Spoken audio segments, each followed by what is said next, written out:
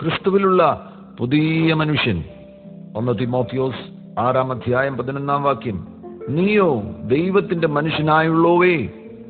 പൗലോസ് തിമോത്തിയോസിനെ വിളിക്കുന്നു, നീയോ ദൈവത്തിന്റെ മനുഷ്യനായുള്ളോവേ, മാൻ ഓഫ് ഗാഡ്. ദൈവത്തിന്റെ മനുഷ്യനായുള്ളോവേ, അത് വിട്ടോടി നീതി, ഭക്തി, വിശ്വാസം, സ്നേഹം, ക്ഷമ, സൗമ്യത എന്നിവയെ പിന്തുടരുക. ദൈവത്തിന്റെ മനുഷ്യനായുള്ളോവേ, നീ ചിലത് വിട്ടോടി, നീ ചിലതിനെ പിന്തുടരേണ്ടത് ആവശ്യമാണ്. ദ്രവ്യാഗ്രഹം വിട്ടോടി, ലോകസ്നേഹം വിട്ടോടി, ലോകസ്വാധീനങ്ങൾ വിട്ടോടി, നീ നീതി, സൗമ്യത, ക്ഷമ, ദൈവികമായതിനെ പിന്തുടരുക.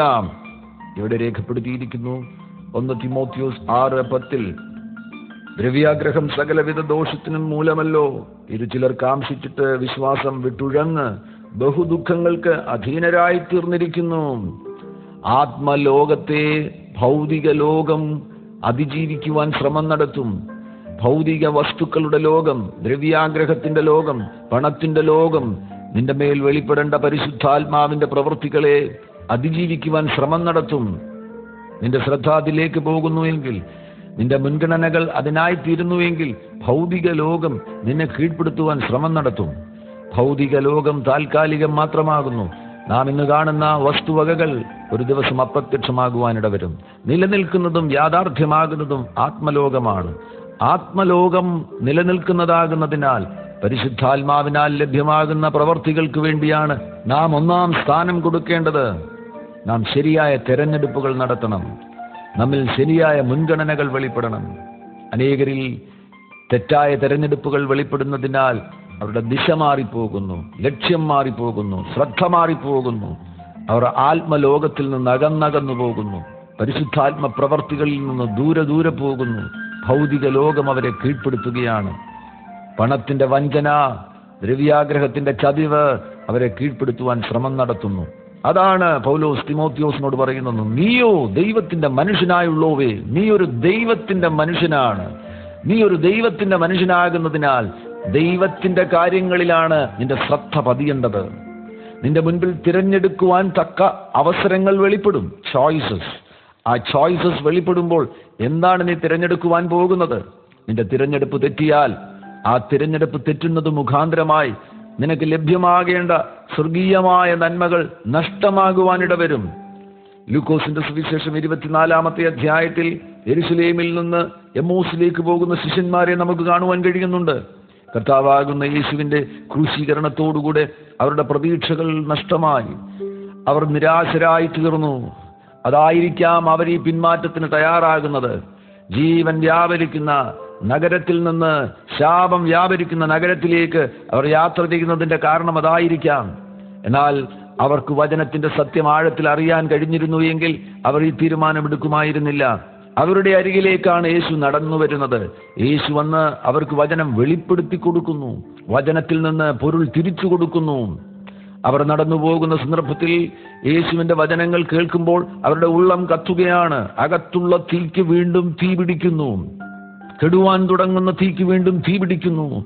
ആ ഉള്ളം കത്തിയ ശിഷ്യന്മാർ അവർ എമ്മോസിനോട് അടുക്കുമ്പോൾ, പട്ടണത്തോടടുക്കുമ്പോൾ യേശു അവരെ വിട്ട് മുന്നോട്ട് പോകുന്നതായി ഭാവിച്ചു.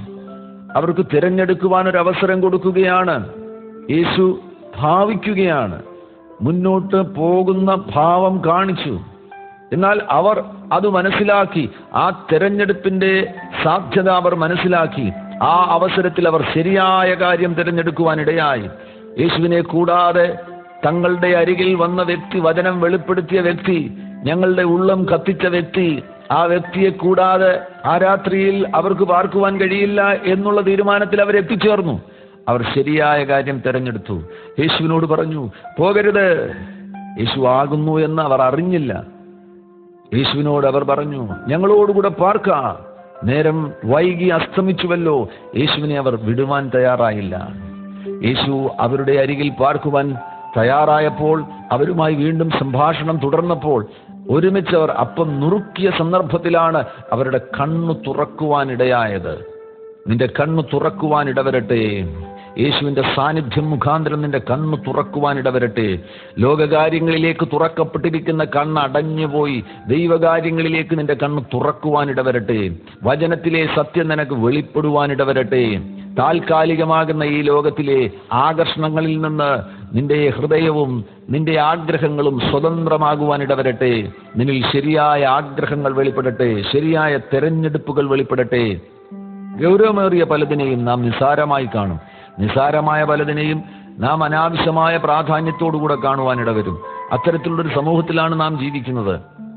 നിസ്സാരമായതിന് പലതിനും നാം അനാവശ്യമായി അനേകം മണിക്കൂറുകൾ ചിലവഴിക്കുവാനിടവരും, അനേകം ദിവസങ്ങൾ ചിലവഴിക്കുവാനിടവരും. നമുക്ക് പ്രാർത്ഥിക്കുവാൻ സമയമില്ല, നമുക്ക് കർത്താവിന് വേണ്ടി സമയമില്ല. എന്നാൽ താൽക്കാലികമായതിനു വേണ്ടി നാം മാസങ്ങളും വർഷങ്ങളും അനാവശ്യമായി ചിലവഴിക്കുവാനിടവരും. നിങ്ങളുടെ സമയം നിങ്ങൾ എങ്ങനെയാണ് ചിലവഴിക്കുന്നത് വിലയിരുത്തണം. ആവശ്യമില്ലാത്തതിന് വേണ്ടി, പ്രയോജനമില്ലാത്തതിന് വേണ്ടിയാണോ മണിക്കൂറുകൾ ചിലവഴിക്കുന്നത്? പത്രം വായിക്കുവാൻ 2 മണിക്കൂർ, കമ്പ്യൂട്ടറിന്റെ മുൻപിലിരിക്കുവാൻ 3 മണിക്കൂർ, സിനിമ കാണുവാൻ 2.5 മണിക്കൂർ, അങ്ങനെയാണോ നിങ്ങളുടെ സമയം നിങ്ങൾ ചിലവഴിക്കുന്നത്? പ്രയോജനമില്ലാത്തതിന് വേണ്ടി, നശിച്ചു പോകുന്നതിന് വേണ്ടി, ഇല്ലാതെയായി പോകുന്നതിന് വേണ്ടി അനാവശ്യമായി സമയം ചിലവഴിക്കുന്നുവെങ്കിൽ ഇപ്പോഴെങ്കിലും സമയത്തിന്റെ വില മനസ്സിലാക്കി ഗൗരവമേറിയതിനു വേണ്ടി നിങ്ങളുടെ സമയം ചിലവഴിക്കുക. നീതിപ്രസംഗിയാകുന്ന നോഹ തൻ്റെ പ്രസംഗവും തൻ്റെ ജീവിതവും ദൈവകാര്യങ്ങൾക്ക് വേണ്ടി ചിലവഴിക്കുവാനിടയായി. തൻ്റെ സമയം മുഴുവൻ പ്രസംഗിക്കുവാൻ വേണ്ടി ചിലവഴിച്ചു. തൻ്റെ പ്രസംഗം കേട്ട നാട്ടുകാർക്ക് തോന്നി ഇയാൾ സമയം വെറുതെ അനാവശ്യമായി നഷ്ടമാക്കുകയാണ്. ലോകമനുഷ്യരുടെ കണ്ണിൽ നോഹയുടെ പ്രസംഗം അനാവശ്യമാകുന്നു, ആവശ്യമില്ലാത്തതാകുന്നു. നോഹ സമയം ചിലവഴിക്കുന്നത് പ്രയോജനമില്ലാത്തതിന് വേണ്ടിയാണ്. ലോകമനുഷ്യർക്ക് ദൈവകാര്യങ്ങൾ മനസ്സിലാകുകയില്ല. ദൈവകാര്യങ്ങളിൽ തൽപരരായിരിക്കുന്നവർക്കാണ് മൂല്യമേറിയതിൻ്റെ വില മനസ്സിലാകുന്നത്. അവർ അതിനുവേണ്ടി സമയം ചിലവഴിക്കുവാനിടവരും. ആ കാലയളവിൽ നോഹ എടുത്ത തീരുമാനം ശരിയായില്ലേ? തികച്ചും ശരിയായ നിലയിലാണ് നോഹ തന്റെ സമയം ചിലവഴിച്ചത്. മത്തായിയുടെ സുവിശേഷം 24:37 നോഹയുടെ കാലം പോലെ തന്നെ മനുഷ്യപുത്രന്റെ വരവുമാകും. ജലപ്രളയത്തിന്റെ മുമ്പുള്ള കാലത്ത് നോഹ പെട്ടകത്തിൽ കയറിയ നാൾ വരെ അവർ തിന്നും കുടിച്ചും വിവാഹം കഴിച്ചും വിവാഹത്തിന് കൊടുത്തും പോന്നു. ജലപ്രളയം വന്നു, എല്ലാവരെയും നീക്കിക്കളയുവോളം അവർ അറിഞ്ഞതുമില്ല. അവരെന്തിനാണ് സമയം ചിലവഴിച്ചത്? തിന്നുവാൻ, കുടിക്കുവാൻ, വിവാഹം കഴിക്കുവാൻ, വിവാഹത്തിന് കൊടുക്കുവാൻ. നശിച്ചു പോകുന്നതിന് വേണ്ടി അവർ പരമാവധി സമയം ചിലവഴിച്ചു. മൂല്യമേറിയതിന് വിലപിടിപ്പുള്ളതിനു വേണ്ടി അവർക്ക് സമയമുണ്ടായിരുന്നില്ല. ലൂക്കോസ് 21:34 നിങ്ങളുടെ ഹൃദയം അതിഭക്ഷണത്താലും മദ്യപാനത്താലും ഉപജീവന ചിന്തകളാലും ഭാരപ്പെട്ടിട്ട് ആ ദിവസം നിങ്ങൾക്ക് പെട്ടെന്ന് കണി പോലെ വരാതിരിപ്പാൻ സൂക്ഷിച്ചുകൊള്ളുവീൻ. ദിവസങ്ങളെ നിങ്ങൾ തിരിച്ചറിയുക, മണിക്കൂറുകളെ നിങ്ങൾ തിരിച്ചറിയുക, സമയത്തിന്റെ വില നിങ്ങൾ മനസ്സിലാക്കുക. അതിഭക്ഷണത്തിന് വേണ്ടിയല്ല നിങ്ങളുടെ സമയം പരമാവധി ചിലവഴിക്കേണ്ടത്. അതിഭക്ഷണത്താലും മദ്യപാനത്താലും ഉപജീവന ചിന്തകളാലും പലരും സമയം ചിലവഴിക്കുന്നത് ഇതിനു വേണ്ടിയാണ്. അതിഭക്ഷണത്തിന് വേണ്ടി സമയം ചിലവഴിക്കുന്നു, മദ്യപാനത്തിന് വേണ്ടി സമയം ചിലവഴിക്കുന്നു, ഉപജീവന ചിന്തകൾക്ക് വേണ്ടി സമയം ചിലവഴിക്കുകയാണ്. വ്യാകുലത അവരെ മൂടുന്നു, ആകുലത അവരെ മൂടുന്നു. വീട് പണി, മകളുടെ കല്യാണം, കുഞ്ഞുങ്ങളുടെ വിദ്യാഭ്യാസം, അവരുടെ MBBS അഡ്മിഷൻ, അവരുടെ എഞ്ചിനീയറിംഗ് അഡ്മിഷൻ, ഇതിനെ ചൊല്ലി നിങ്ങളുടെ സമയം നഷ്ടമാക്കുന്നു. നിങ്ങൾ ഗൗരവമേറിയതിന് പ്രാധാന്യം കൊടുക്കുകയാണെങ്കിൽ, മൂല്യമേറിയതിനു വേണ്ടി നിങ്ങളുടെ സമയം ചിലവഴിക്കുകയാണെങ്കിൽ നിങ്ങളുടെ ഭൗതിക ആവശ്യങ്ങളെല്ലാം ഒരു നിമിഷം കൊണ്ട് സംഭവിക്കുവാനിട വരും. അത്ഭുതങ്ങൾ കർത്താവിന് ചെയ്യുവാൻ കഴിയും. ഞാൻ തായ്ലാൻഡിൽ വെച്ച് ഒരു ബിസിനസ്സുകാരനെ കണ്ടുമുട്ടിയ സന്ദർഭത്തിൽ ക്രിസ്തുവിലാകുന്നതിന് മുൻപുള്ള ബിസിനസ്സും ക്രിസ്തുവിൽ ആയതിനു ശേഷമുള്ള ബിസിനസ്സും അത് തമ്മിലുള്ള വ്യത്യാസത്തെക്കുറിച്ച് അദ്ദേഹം പറയുവാനിടയായി. ക്രിസ്തുവിലാകുന്നതിന് മുന്നമേ താൻ എല്ലാ പ്രഭാതത്തിലും എഴുന്നേൽക്കും. 100 കണക്കിന് ഫോൺ കോളുകളാണ് താൻ ചെയ്യുന്നത്. എല്ലായിടങ്ങളിലും ഓടി നടക്കുന്നു. അങ്ങനെ കഠിനാധ്വാനം ചെയ്താലും തൻ്റെ കാര്യങ്ങൾ നിവൃത്തിയാകുവാൻ വളരെ വളരെ ബുദ്ധിമുട്ടാണ്. ഒരു ബിസിനസ് ക്രമീകരിച്ചു വരുവാൻ വളരെ വളരെ ബുദ്ധിമുട്ടാണ്. എന്നാൽ യേശുവിൽ വന്നു കഴിഞ്ഞപ്പോൾ, ക്രിസ്തുവിലുള്ള വെളിപ്പാടുകൾ സ്വീകരിച്ചു കഴിഞ്ഞപ്പോൾ പരമാവധി സമയം ദൈവകാര്യങ്ങൾക്ക് വേണ്ടി താൻ ചിലവഴിക്കുവാൻ തുടങ്ങി. പ്രഭാതത്തിൽ എഴുന്നേറ്റാൽ 3 മണിക്കൂർ ദീർഘമായി പ്രാർത്ഥനയ്ക്ക് വേണ്ടി സമയം ചിലവഴിക്കും. വേദപുസ്തകം വായിക്കുവാൻ വേണ്ടി സമയം ചിലവഴിക്കും. അദ്ദേഹം പറയുന്നു, അത്ഭുതം സംഭവിക്കുന്നു. തൻ്റെ ഫോൺ സ്വിച്ച് ഓഫ് ആക്കിയാണ് പ്രാർത്ഥനയ്ക്ക് വേണ്ടി താൻ സമയം ചിലവഴിക്കുന്നത്. അതിനുശേഷം 10 മണിക്കോ 11 മണിക്കോ താൻ വീണ്ടും ഫോൺ സ്വിച്ച് ഓൺ ചെയ്യുന്ന സന്ദർഭത്തിൽ 1 or 2 കോൾസ് തന്റെ 6 മാസത്തെ ബിസിനസ്സുകൾ ക്രമീകരിക്കപ്പെടുകയാണ്. ഹോവ വീട് പണിയാതിരുന്നാൽ പണിയുന്നവർ വൃഥാ അധ്വാനിക്കുന്നു. ഹോവ പട്ടണം കാക്കാതിരുന്നാൽ കാവൽക്കാരൻ വൃഥാ ജാഗരിക്കുന്നു. നിങ്ങൾ അധികാലത്ത് എഴുന്നേൽക്കുന്നതും നന്നാ താമസിച്ച് കിടപ്പാൻ പോകുന്നതും കഠിന പ്രയത്നം ചെയ്ത് ഉപജീവിക്കുന്നതും വ്യർത്ഥമത്രേ. തന്റെ പ്രിയനോ അവനത് ഉറക്കത്തിൽ കൊടുക്കും. നിങ്ങളുടെ സമയം നിങ്ങൾ എങ്ങനെയാണ് ചിലവഴിക്കുന്നത് വിലയിരുത്തുക. ഗൗരവമേറിയതിന്റെ വില നാം മനസ്സിലാക്കുന്നില്ല. മത്തായിയുടെ സുവിശേഷം 25-ാമത്തെ അധ്യായത്തിൽ ചില ഉപമകൾ കർത്താവ് ശിഷ്യന്മാരോട് പറയുന്നുണ്ട്. അതിൽ ചിലത് ശ്രദ്ധേയമാണ്. 10 കന്യകമാരുടെ ഉപമ. അതിൽ 5 ബുദ്ധിഹീനരാകുന്ന കന്യകമാർ. അവരെന്താണ് ചെയ്തത്? ഗൗരവമേറിയതിനെ അവർ നിസ്സാരമായി കണ്ടു. എണ്ണ കരുതേണ്ടവർ അവർ കരുതി പിന്നീടാകട്ടെ, സാഹചര്യം വരുമ്പോഴാകട്ടെ, മണവാളൻ വരുമ്പോഴാകട്ടെ മാറ്റിവെക്കുകയാണ്. അവർ ഉടനടി ചെയ്തു തീർക്കേണ്ട ദൗത്യങ്ങൾ മാറ്റിവെക്കുന്നു, ഉത്തരവാദിത്തങ്ങൾ മാറ്റിവെക്കുന്നു. ഗൗരവമേറിയൊരു കാര്യത്തെ അവർ നിസ്സാരമായി കാണുകയാണ്. എണ്ണയല്ലേ, സാരമില്ല, ആവശ്യം വരുമ്പോൾ നാം വാങ്ങാം. പക്ഷേ അവർക്ക് അവസരം നഷ്ടപ്പെട്ടു പോകുവാനിടയായി. അവരുടെ തിരഞ്ഞെടുപ്പുകൾ തെറ്റിപ്പോയതിനാൽ, തീരുമാനങ്ങൾ തെറ്റിപ്പോയതിനാൽ മണവാളനോടുകൂടെ അവർക്ക് പ്രവേശിക്കുവാൻ കഴിഞ്ഞില്ല. അവരുടെ മുൻപിൽ വെളിപ്പെട്ട ഏറ്റവും ഉന്നതമാകുന്ന അവസരം അവരുടെ കയ്യിലുള്ള ചിലതിൻ്റെ ശൂന്യതകൾ മുഖാന്തരമായിട്ട് അവർക്ക് നഷ്ടമായി പോകുവാനിടയായി. താലന്തിന്റെ ഉപമയും നമുക്ക് അവിടെ കാണുവാൻ കഴിയുന്നുണ്ട്. ഒരു താലന്ത് ലഭിച്ച മനുഷ്യൻ യേശുവിനോട് പറയുന്ന മറുപടി 25-ാമത്തെ അധ്യായത്തിൽ നമുക്ക് കാണുവാൻ കഴിയുന്നു. 25-ാമത്തെ അധ്യായം അതിന്റെ 24-ാമത്തെ വാക്യത്തിൽ ആ ഒരു താലന്തുകാരൻ യേശുവിനോട് പറയുന്നത്, ഒരു താലന്ത് ലഭിച്ചവനും അടുക്ക വന്ന്, യജമാനനെ, നീ വിതയ്ക്കാത്തയിടത്തു നിന്ന് കൊയ്യുകയും വിതറാത്തയിടത്തു നിന്ന് ശേഖരിക്കുകയും ചെയ്യുന്ന കഠിന മനുഷ്യൻ എന്ന് ഞാൻ അറിഞ്ഞ് ഭയപ്പെട്ട് ചെന്ന് നിന്റെ താലന്ത് നിലത്ത് മറച്ചു വെച്ചു. നിന്റേതിതാ, എടുത്തുകൊള്ളുക എന്ന് പറഞ്ഞു. വളരെ ഗൗരവത്തോടുകൂടെ ചെയ്യേണ്ടിയിരുന്ന ഒരു ദൗത്യം അവനത്ര നിസ്സാരമായിട്ടാണ് കണ്ടത്. അവൻ ആ ഒരു താലന്ത് വ്യാപാരം ചെയ്തിരുന്നുവെങ്കിൽ അവന് വർധനവ് ലഭിക്കുമായിരുന്നു. ദൈവവചനത്തിലെ ഒരു പ്രധാനപ്പെട്ട ആത്മീക രഹസ്യം ഈ താലന്തിൽ കർത്താവ് പറയുന്നുണ്ട്. അതിന്റെ 29-ാമത്തെ വാക്യം, ഇങ്ങനെ ഉള്ളവന് ഏവനും ലഭിക്കും, അവന് സമൃദ്ധിയുമുണ്ടാകും, ഇല്ലാത്തവനോടോ ഉള്ളതും കൂടെ എടുത്തുകളയും. ഈ വാക്യം സുവിശേഷത്തിൽ പല പ്രാവശ്യം ആവർത്തിക്കുന്നുണ്ട്. വളരെ പ്രധാനപ്പെട്ട ഒരു സ്പിരിച്വൽ പ്രിൻസിപ്പിൾ ആകുന്നതുകൊണ്ടാണ് ഈ വാക്യം വീണ്ടും വീണ്ടും സുവിശേഷത്തിൽ ആവർത്തിക്കുന്നത്. ഉള്ളവന് ഏവനും ലഭിക്കും, അവന് സമൃദ്ധിയുമുണ്ടാകും. നിന്റെ പക്കലുള്ളതിനെ നീ ഉപയോഗിക്കുകയാണ് എങ്കിൽ, നിനക്ക് ലഭ്യമായിരിക്കുന്ന ആത്മീക ഗുണമേന്മകളെ നീ ഗൗരവത്തോടുകൂടെ കാണുകയാണെങ്കിൽ, അത് ദൈവനാമ മഹത്വത്തിനു വേണ്ടി, ദൈവരാജ്യ വിശാലതയ്ക്ക് വേണ്ടി നീ ഉപയോഗിച്ചു കഴിഞ്ഞാൽ നിനക്ക് വീണ്ടും ലഭിക്കുവാൻ പോകുന്നു, വീണ്ടും ലഭിക്കുവാൻ പോകുന്നു, വീണ്ടും ലഭിക്കുവാൻ പോകുന്നു, വീണ്ടും ലഭിക്കുവാൻ പോകുന്നു, വീണ്ടും ലഭിക്കുവാൻ പോകുന്നു. നിനക്ക് വർധനവ് ലഭിക്കുവാൻ പോകുന്നു, നിനക്ക് സമൃദ്ധി ലഭിക്കുവാൻ പോകുന്നു. എന്നാൽ ഉപയോഗിക്കാത്തവൻ, പ്രയോജനപ്പെടുത്താത്തവൻ, നിസ്സാരമായി കാണുന്നവൻ, അവന്റെ പക്കൽ ഉള്ളതുകൂടെ കർത്താവ് അവനിൽ നിന്നെടുത്ത് ഉള്ളവന് കൊടുക്കുവാൻ ഇടവരും. ദൈവകാര്യങ്ങളിൽ ഗൗരവത്തോടുകൂടെ നീ സമീപിക്കുക. നമുക്ക് അവസരങ്ങൾ നഷ്ടമാകുവാനിടവരരുത്. തക്ക സമയത്ത് തന്നെ കർത്താവ് നമ്മെ ആഗ്രഹിക്കുന്ന ഇടത്ത് നാം കാണുവാനും ഫലം പുറപ്പെടുവിക്കുന്നവരായിരിക്കുവാനും ഇടവരട്ടെ. പല വ്യക്തികളിലും അവർക്ക് ലഭ്യമായ എത്രയെത്ര അവസരങ്ങളാണ് അവർ നഷ്ടമാക്കിയത്. കർത്താവിൻ്റെ വചനം അവർ കേട്ട് അത് സ്വീകരിക്കുവാൻ എത്ര പ്രാവശ്യമാണ് അവർ പരാജയപ്പെട്ടു പോയത്. കർത്താവിൻ്റെ വചനത്തെ അവർ നിസ്സാരമായി കണ്ടു. അതിൻ്റെ ഗൗരവത്തോടുകൂടെ അവർ കാണുവാൻ തയ്യാറായില്ല. അവസരങ്ങൾ അവർക്ക് നഷ്ടമായി. നിങ്ങളിൽ ആരംഭിച്ചിരിക്കുന്ന ചില പ്രവർത്തികളുണ്ട്. ആ പ്രവർത്തികൾ നിങ്ങളിലൂടെ തന്നെ കർത്താവ് പൂർത്തിയാക്കുവാൻ ആഗ്രഹിക്കുകയാണ്. സെരുബാബേലാണ് ആലയത്തിന്റെ അടിസ്ഥാന കല്ലിട്ടത്. ആ സെരുബാബേലിനെ കൊണ്ട് തന്നെ ആലയത്തിന്റെ പണി പൂർത്തിയാക്കുവാനാണ് കർത്താവ് ആഗ്രഹിക്കുന്നത്. അതിന്റെ ഇടയിൽ ആരംഭിച്ച പണി മറ്റൊരാളെ ഏൽപ്പിക്കുവാൻ കർത്താവ് ആഗ്രഹിക്കുന്നില്ല. പരിശുദ്ധാത്മാവിനോട് നീ ചേർന്ന് നിൽക്കുകയാണ് എങ്കിൽ, യേശുവിനോട് നീ ചേർന്ന് നിൽക്കുകയാണെങ്കിൽ, നിന്നിലൂടെ ആരംഭിച്ചത് കർത്താവ് നിന്നിലൂടെ തന്നെ പൂർത്തിയാക്കുവാൻ ആഗ്രഹിക്കുന്നു. 1 രാജാക്കന്മാരുടെ പുസ്തകം അതിന്റെ 19-ാമത്തെ അധ്യായത്തിൽ ഇസബേലിനെ ഭയപ്പെട്ട് ഹോരേബിലേക്ക് ഓടിപ്പോയ ഏലിയാവിന്റെ മുൻപിൽ ദൈവിക ഇടപെടലുകൾ നമുക്ക് വെളിപ്പെടുന്നത് കാണുവാൻ കഴിയുന്നു.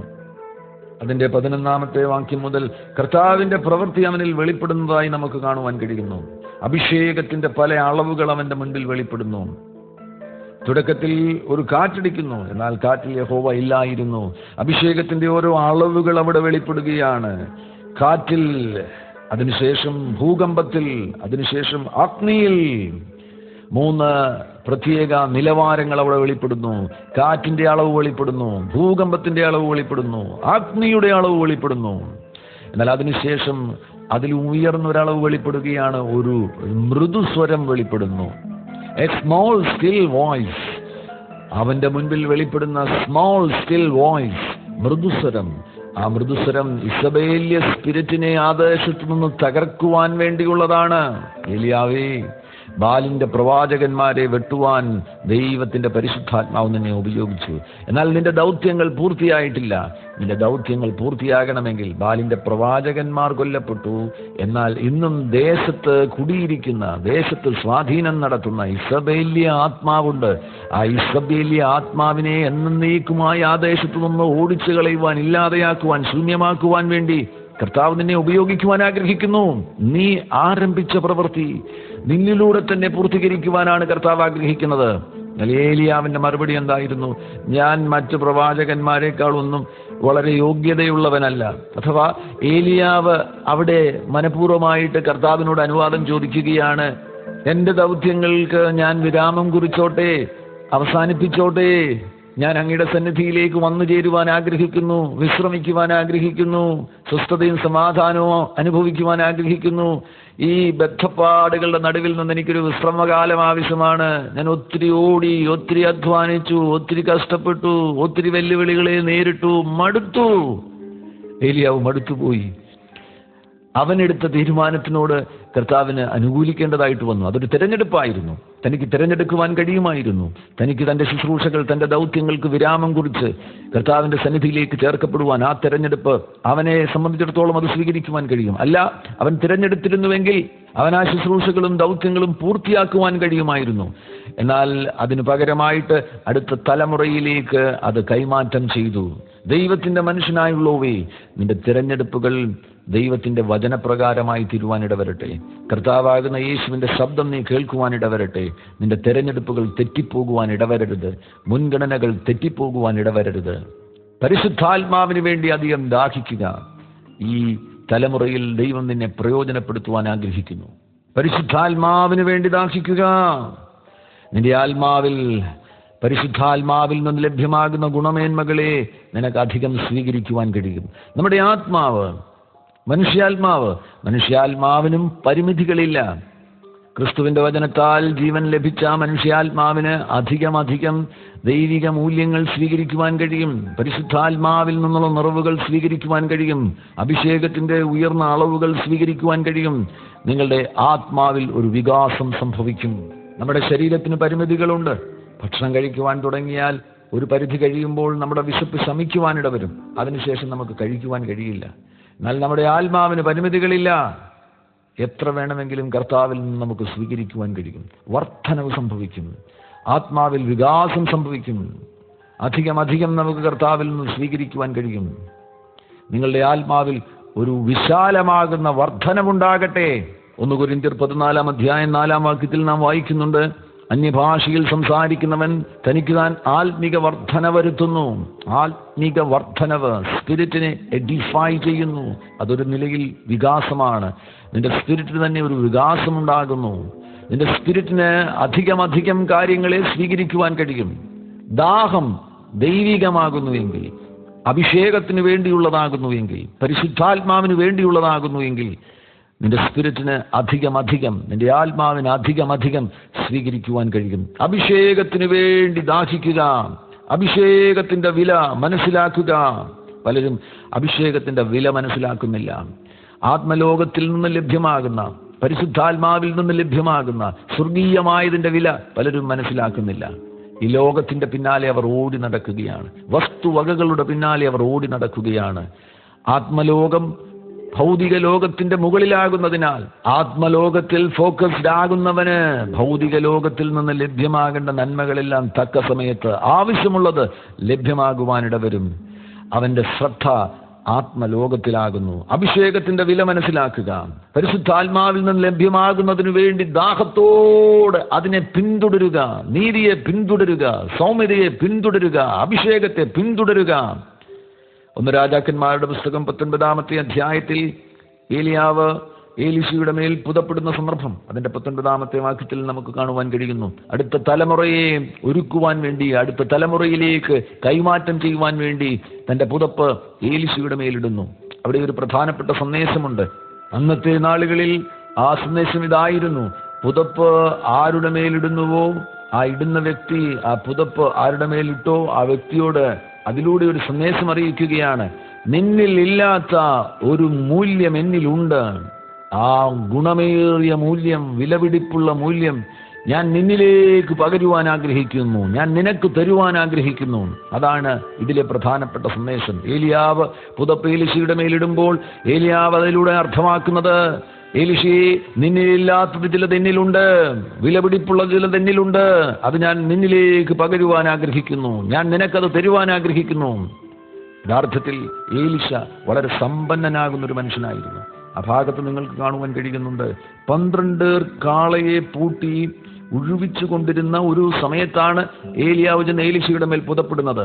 12 കാളയുള്ള ഒരു കൃഷിക്കാരനെ സംബന്ധിച്ചിടത്തോളം ഒരു സാധാരണ കൃഷിക്കാരനല്ല.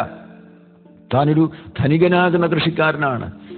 നിലമുണ്ട്, കാളകളുണ്ട്, സമ്പത്തുണ്ട്, എല്ലാമുണ്ട്.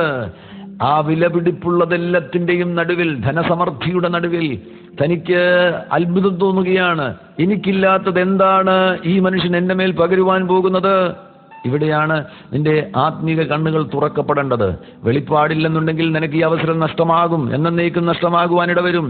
നീ നിന്നിലേക്ക് തന്നെ നോക്കുന്നു. എനിക്ക് പണമുണ്ട്, എനിക്ക് സ്ഥാനമുണ്ട്, എനിക്ക് ഷെയർ മാർക്കറ്റിൽ വളരെ നിക്ഷേപമുണ്ട്, ഞാൻ സമൂഹത്തിന്റെ നടുവിൽ ഉന്നതമാകുന്ന സ്ഥാനങ്ങളുള്ള വ്യക്തിയാണ്.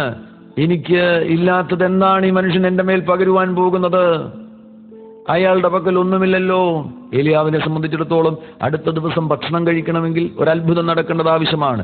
ഏതെങ്കിലും വിധവയുടെ വീട്ടിൽ കടന്നു ചെന്ന് അവിടെ ഒരു അത്ഭുതം ചെയ്യേണ്ടത് ആവശ്യമാണ്. അല്ല എങ്കിൽ കാക്കയിലൂടെ ഒരു അത്ഭുതം സംഭവിക്കേണ്ടത് ആവശ്യമാണ്. തിന്നാനൊന്നുമില്ലാത്ത മനുഷ്യൻ, സമ്പത്തില്ലാത്ത മനുഷ്യൻ, നിക്ഷേപങ്ങളില്ലാത്ത മനുഷ്യൻ. ഈ ഏലിയാവിൽ എന്താണ് ഇത്ര വിലപിടിപ്പുള്ളതും മൂല്യമേറിയതുമായത്? ഏലീശയുടെ ആത്മീയ കണ്ണുകൾ തുറന്നിരുന്നു. നോക്കിയപ്പോൾ തനിക്ക് മനസ്സിലായി, എനിക്ക് കാളയുണ്ട്, സമ്പത്തുണ്ട്, മണ്ണുണ്ട്, എല്ലാമുണ്ട്. എന്നാൽ എനിക്കില്ലാത്തതൊന്ന് ഏലിയാവിലുണ്ട്: അഭിഷേകം. ഈ പ്രപഞ്ചത്തിലെ ഏറ്റവും വിലപിടിപ്പുള്ളത്. നിങ്ങൾക്കൊന്നുമില്ലെങ്കിൽ പോലും ഈ തലമുറയിൽ മറ്റുള്ളവരെക്കാൾ ഒരു ഉയർന്ന അളവിലുള്ള അഭിഷേകം നിങ്ങളുടെ മേലുണ്ടോ? ആ അഭിഷേകം ഈ പ്രപഞ്ചത്തിലെ ഏറ്റവും മൂല്യമേറിയതാണ്, വിലപിടിപ്പുള്ളതാണ്. ഏലീശയുടെ കണ്ണുകൾ തുറക്കപ്പെട്ടിരുന്നു. അടുത്ത തലമുറയിൽ പ്രയോജനപ്പെടേണ്ടവൻ, അവന്റെ അവസരം നഷ്ടപ്പെട്ടു പോകുമായിരുന്നു. അവന്റെ ആത്മീയ കണ്ണുകൾ തുറക്കപ്പെട്ടില്ലായിരുന്നു എങ്കിൽ അവന്റെ അവസരം നഷ്ടപ്പെട്ടു പോകുമായിരുന്നു. ആ തലമുറയിൽ കർത്താവിന് മറ്റൊരാളെ തേടേണ്ടി വരുമായിരുന്നു. എന്നാൽ അത് സംഭവിച്ചില്ല. ഏലീശയുടെ ആത്മീയ കണ്ണുകൾ തുറക്കപ്പെട്ടിരുന്നതിനാൽ അവൻ അഭിഷേകത്തിന്റെ വില മനസ്സിലാക്കി ഏലിയാവിന്റെ പിന്നാലെ ഓടുകയാണ്. അന്നു മുതൽ അവൻ ഏലിയാവിനെ അനുഗമിക്കുകയാണ്. ചിലത് ഏലിയാവിൽ നിന്ന് പകരപ്പെടുവാനുണ്ട്. അഭിഷേകത്തിന്റെ പകർച്ച അസോസിയേഷനിലൂടെ ഉണ്ടാകുവാനിടവരും. നീ ആരോട് സഹകരിക്കുന്നു? നീ ആരോട് അസോസിയേറ്റ് ചെയ്യുന്നു? അഭിഷേകമുള്ളവനോടാണോ നീ അസോസിയേറ്റ് ചെയ്യുന്നത്, സഹകരിക്കുന്നത്? അങ്ങനെയെങ്കിൽ അഭിഷേകമുള്ളവനിൽ നിന്ന് ഒരു പകർച്ച നിന്നിലേക്ക് വരുവാനിടവരും. ഏലീശയ്ക്ക് അവസരം നഷ്ടമായില്ല. ഏലീശ ശരിയായത് തിരഞ്ഞെടുക്കുവാനിടയായി. ലൂക്കോസിന്റെ സുവിശേഷം 9-ാമത്തെ അധ്യായം 17 മുതലുള്ള വാക്യങ്ങൾ. അവർ വഴി പോകുമ്പോൾ ഒരുത്തൻ അവനോട്, നീ എവിടെ പോയാലും ഞാൻ നിന്നെ അനുഗമിക്കാമെന്ന് പറഞ്ഞു. എത്ര വലിയ തീരുമാനമാണ്! യേശു അവനോട് മറുപടി പറഞ്ഞു, കുറുനരികൾക്ക് കുഴിയും ആകാശത്തിലെ പറവജാതിക്ക് കൂടുമുണ്ട്, മനുഷ്യപുത്രനോ തലചായ്പാൻ സ്ഥലമില്ല എന്ന് പറഞ്ഞു. യേശുവിന്റെ അരികിൽ വന്ന് ഈ പ്രസ്താവന നടത്തിയവന്റെ ഉദ്ദേശം മനസ്സിലാക്കിയാണ് കർത്താവ് ഈ മറുപടി പറയുന്നത്. അവന്റെ ഉദ്ദേശം എന്താണ്? യേശുവിനോടുകൂടെ നടന്നു കഴിഞ്ഞാൽ നല്ല ഇടത്ത് പാർക്കുവാൻ കഴിയും, നല്ല ഭക്ഷണം കഴിക്കുവാൻ കഴിയും, നല്ല സാമ്പത്തിക നേട്ടങ്ങൾ ഉണ്ടാകുവാൻ കഴിയും. ആ ആഗ്രഹത്തിലാണ് അവൻ യേശുവിന്റെ അരികിൽ വരുന്നത്. ഉള്ള സത്യം യേശുവിനോട് തുറന്നു പറയുകയാണ്. അവനെ പിന്നെ നമുക്ക് കാണുവാൻ കഴിയുന്നില്ല. ഞാൻ കരുതുന്നവൻ ഓടിപ്പോയി, അവനെ പിന്നെ നാം കാണുന്നില്ല. വേറൊരുത്തിനോട് യേശു പറഞ്ഞു, എന്നെ അനുഗമിക്ക എന്ന് പറഞ്ഞാറേ അവൻ, ഞാൻ മുൻപേ പോയി എൻ്റെ അപ്പനെ കുഴിച്ചിടുവാൻ അനുവാദം തരണമെന്ന് പറഞ്ഞു. അവന്റെ തീരുമാനത്തെ ചില നാളുകളിലേക്ക് മാറ്റിവെക്കുകയാണ്. അവൻ്റെ അപ്പൻ മരിച്ചു കാണുമോ? ഇല്ല. അവൻ ഇങ്ങനെയായിരിക്കും അതിനോട് സമീപിക്കുന്നത്. എൻ്റെ അപ്പൻ്റെ കാര്യങ്ങളെല്ലാം ഒന്ന് ക്രമീകരിച്ച്, എൻ്റെ അമ്മയുടെ കാര്യങ്ങളെല്ലാം ഒന്ന് ക്രമീകരിച്ച്, എൻ്റെ മകളുടെ കല്യാണമെല്ലാം ഒന്ന് നടത്തി, വീട്ടുകാര്യങ്ങളെല്ലാം ഒന്ന് ക്രമീകരിച്ചതിന് ശേഷം ഞാൻ യേശുവിനെ അനുഗമിക്കാം. യേശു അതിനാലാണ് അവനോട് മറുപടി പറഞ്ഞത്, മരിച്ചവർ തങ്ങളുടെ മരിച്ചവരെ കുഴിച്ചിട്ടിട്ട് നീയോ പോയി ദൈവരാജ്യം അറിയിക്കുക എന്ന് പറഞ്ഞു. മരിച്ചവർ ആത്മാവിൽ മരിച്ചവരാണ് മരിച്ചവരെ കുഴിച്ചിടുവാൻ വേണ്ടി കാത്തിരിക്കുന്നത്. നീ അഭിഷേകത്തിന്റെ വില മനസ്സിലാക്ക്, നിന്റെ മേലുള്ള വിളിയുടെ വില മനസ്സിലാക്ക്. സമയം നീ നഷ്ടമാക്കേണ്ട വ്യക്തിയല്ല, തെറ്റായ തെരഞ്ഞെടുപ്പുകൾ എടുക്കേണ്ട വ്യക്തിയല്ല. കർത്താവിന്റെ അഭിഷേകത്തിന്റെ വില നീ മനസ്സിലാക്കുകയാണെങ്കിൽ ഏലിയാവിന്റെ പിന്നാലെ ഓടിയതുപോലെ നീ അത് വിട്ടോടി ദൈവികമായതിന്റെ പിന്നാലെ ഓടുവാൻ പോകുന്നു. മറ്റൊരാൾ യേശുവിനോട് ഇങ്ങനെ വന്ന് പറയുവാനിടയായി, ആദ്യം എൻ്റെ വീട്ടിലുള്ളവരോട് യാത്ര പറവാൻ അനുവാദം തരണമെന്ന് പറഞ്ഞു. അവൻ വൈകാരിക ബന്ധങ്ങൾക്ക് പ്രാധാന്യം കൊടുക്കുന്നു, അവൻ്റെ രക്തബന്ധങ്ങൾക്ക് അവൻ പ്രാധാന്യം കൊടുക്കുന്നു. കർത്താവ് അവനോട് പറയുകയാണ്, കലപ്പയ്ക്ക് കൈവച്ച ശേഷം പുറകോട്ട് നോക്കുന്നവനാരും ദൈവരാജ്യത്തിന് കൊള്ളാകുന്നവനല്ല എന്ന് പറഞ്ഞു. നിന്റെ മുൻപിലുള്ള വൈകാരിക ബന്ധങ്ങൾ, നിന്റെ മുൻപിലുള്ള തടസ്സങ്ങൾ, അതൊന്നും നിന്റെ ആത്മീക പുരോഗതിയെ പിടിച്ചു നിർത്തുവാൻ ഇടവരരുത്. അവയെല്ലാം തകർത്തുകൊണ്ട് അഭിഷേകത്തിന്റെ വില മനസ്സിലാക്കി നീ അനുഗമിക്കേണ്ടവനെ അനുഗമിക്കുക, സഹകരിക്കേണ്ടവരോട് സഹകരിക്കുക. ഏലിയാവിന്റെ പിന്നാലെ ഏലിശ യാത്ര ചെയ്യുവാൻ തുടങ്ങി. തനിക്ക് ഗിൽഗാലിൽ തടസ്സമുണ്ടായിരുന്നു, എന്നാൽ അതിനെ അതിജീവിച്ചു. ബഥേലിൽ തടസ്സമുണ്ടായിരുന്നു, എന്നാൽ അതിനെ അതിജീവിച്ചു. യോർദാനിൽ തടസ്സമുണ്ടായിരുന്നു, എന്നാൽ അതിനെ അതിജീവിച്ചു. അവിടെ യോർദാനിൽ മറുകരയിൽ തൻ്റെ കൂടെയുള്ള സുഹൃത്തുക്കൾ മറ്റു പലതും ചെയ്തുകൊണ്ടിരിക്കുമ്പോൾ ഏലിയാവിനോട് കൂടെയായിരുന്ന, ഏലിയാവിനോട് സഹകരിച്ച ഏലിശ അഗ്നിരഥങ്ങളെ കാണുന്നു, അഗ്നി അശ്വങ്ങളെ കാണുന്നു. ചുഴലിക്കാറ്റിൽ ഏലിയാവ് എടുക്കപ്പെടുന്നത് കാണുകയാണ്. ഈ തലമുറയിൽ നീ അഭിഷേകത്തോട് ചേർന്ന് നിൽക്കുകയാണെങ്കിൽ, പരിശുദ്ധാത്മാവിന്റെ പ്രവൃത്തികളോട് ചേർന്ന് നിൽക്കുകയാണെങ്കിൽ, മറ്റുള്ളവർ കാണാത്തത് നീ കാണുവാൻ പോകുന്നു. സ്വർഗം നിന്റെ മുൻപിൽ തുറക്കപ്പെടുവാൻ പോകുന്നു. മറ്റുള്ളവർക്ക് കമ്മിറ്റി മീറ്റിംഗ് ആണ് പ്രധാനപ്പെട്ടത്. അവർ ചർച്ചകൾ നടത്തിക്കൊണ്ടിരിക്കുകയാണ്, അവർ ചർച്ച് ഗ്രോത്തിനെ കുറിച്ചുള്ള പുസ്തകങ്ങൾ എഴുതിക്കൊണ്ടിരിക്കുന്നു. എന്നാൽ നിന്റെ മേൽ അഭിഷേകത്തിന്റെ പുതപ്പ് വിടുവാൻ സമയമായിരിക്കുകയാണ്. സ്വർഗീയമായത്, അമാനുഷികമായത്, സൂപ്പർ നാച്ചുറൽ ആയത് നീ കാണുവാൻ പോകുന്നു. മറ്റുള്ളവർ പറഞ്ഞാൽ വിശ്വസിക്കാത്ത കാര്യങ്ങൾ നീ കാണുവാൻ പോകുന്നു. നീ അഗ്നിരഥം കണ്ടു എന്ന് നിന്റെ കൂട്ടുകാരോട് പറഞ്ഞു കഴിഞ്ഞാൽ അവർക്ക് മനസ്സിലാകുകയില്ല. അവർ പറയുന്നത്, ഞങ്ങൾ ഇപ്പോൾ കമ്മിറ്റി യോഗം കഴിഞ്ഞിട്ട് പുറത്തു വന്നതേ ഉള്ളൂ. എന്താണ് നീ പറയുന്നത്? കമ്മിറ്റിയെ കുറിച്ച് പറയുക. ഞങ്ങൾക്ക് അഗ്നി മനസ്സിലാകുന്നില്ല, ഞങ്ങൾക്ക് അഭിഷേകം മനസ്സിലാകുന്നില്ല, ഞങ്ങൾക്ക് പ്രവചനം മനസ്സിലാകുന്നില്ല. അവർക്ക് മനസ്സിലാകാത്തത്, അവർ കണ്ടിട്ടില്ലാത്തത്, അവർ അനുഭവിച്ചിട്ടില്ലാത്തത് നീ അനുഭവിക്കുവാൻ പോകുന്നു. അനുഭവിക്കുക മാത്രമല്ല, നീ ഇതിനെ വഹിച്ചുകൊണ്ട് ഈ തലമുറയ്ക്കുള്ള സന്ദേശവുമായി നിന്നെ കർത്താവ് ഓടിക്കുവാൻ പോകുകയാണ്. നാഥനിയേലിനോട് യേശു പറഞ്ഞതുപോലെ ഇതിനേക്കാൾ വലിയത് നീ കാണും. സ്വർഗം തുറന്നിരിക്കുന്നതും മനുഷ്യപുത്രന്റെ അടുക്കൽ ദൈവത്തിന്റെ ദൂതന്മാർ കയറുകയും ഇറങ്ങുകയും ചെയ്യുന്നത് നീ കാണുവാനിട വരും. അഭിഷേകത്തിന്റെ വില മനസ്സിലാക്കി അഭിഷേകത്തിന്റെ പിന്നാലെ യാത്ര ചെയ്യുവാൻ നീ തയ്യാറാകുക. ദാഹം വർദ്ധിക്കട്ടെ, അഭിഷേകത്തിന് വേണ്ടിയുള്ള ദാഹം വർദ്ധിക്കട്ടെ, പരിശുദ്ധാത്മാവിന് വേണ്ടിയുള്ള ദാഹം വർദ്ധിക്കട്ടെ. മർക്കോസിന്റെ സുവിശേഷം 2-ാം അധ്യായം 22-ാമത്തെ വാക്യത്തിൽ കർത്താവ് ശിഷ്യന്മാരോട് പറയുന്നു, പുതിയ തുരുത്തിയിലാകുന്നു പുതിയ വീഞ്ഞ് പകരുന്നത്. നിന്റെ കാഴ്ചപ്പാടുകൾ മാറേണ്ടത് ആവശ്യമാണ്. നീ ഒരു പുതിയ തുരുത്തിയായി തീരേണ്ടത് ആവശ്യമാണ്. നിന്റെ നിലപാടുകൾ മാറേണ്ടത് ആവശ്യമാണ്. നിന്റെ വെളിപ്പാടുകൾ മാറേണ്ടത് ആവശ്യമാണ്. നീ ഒരു പഴയ കാലഘട്ടത്തിന്റെ സന്ദേശമല്ല വഹിച്ചുകൊണ്ട് ഈ തലമുറയിൽ മുന്നോട്ട് പോകുവാൻ പോകുന്നത്. ഈ തലമുറയ്ക്ക് വേണ്ടിയുള്ളൊരു സന്ദേശം നിന്റെ അധരത്തിൽ കർത്താവ് നൽകി തരുവാൻ ആഗ്രഹിക്കുകയാണ്. അതിന് തക്കവണ്ണമായി നിന്റെ തുരുത്തി പുതുതായി തീരേണ്ടത് ആവശ്യമാണ്. പുതിയ തുരുത്തിയിലാണ് കർത്താവ് പുതിയ വീഞ്ഞ് പകരുന്നത്. പുതുവീഞ്ഞിന്റെ ഒരു പകർച്ചയുടെ കാലഘട്ടത്തിലേക്ക് നാം എത്തിയിരിക്കുന്നു. ദൈവത്തിന്റെ മനുഷ്യനായുള്ളവേ, ക്രിസ്തുവിലുള്ള പുതിയ മനുഷ്യൻ നിന്നിലൂടെ വെളിപ്പെടണമെന്ന് നീ ആഗ്രഹിക്കുന്നുവെങ്കിൽ കർത്താവ് പകരുവാൻ പോകുന്ന ഈ പുതിയ വീഞ്ഞിനെ നീ സ്വീകരിക്കുക. പുതുവീഞ്ഞിന്റെ പകർച്ചയെ നീ ഹൃദയം തുറന്ന് സ്വീകരിക്കുക. പുതിയ വീഞ്ഞ് പുതിയ തുരുത്തിയിലാണ് കർത്താവ് പകരുവാൻ ആഗ്രഹിക്കുന്നത്. തുരുത്തി വളരെ പ്രധാനപ്പെട്ടതാണ്. എന്തുകൊണ്ടാണ് പുതിയ തുരുത്തിയിൽ പുതിയ വീഞ്ഞ് പകരുന്നത്? ഈ പുതിയ വീഞ്ഞിനൊരു പ്രത്യേകതയുണ്ട്.